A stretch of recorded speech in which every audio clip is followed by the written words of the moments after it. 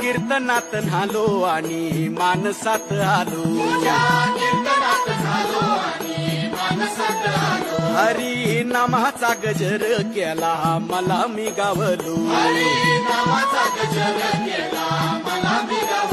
जन्म झाला वारकरी पात समजली खरी. देह देवाची पंढरी विठू मनाच्या गाभारी. श्वास झालं जपमाळ मन चिपळ्याने टाळ.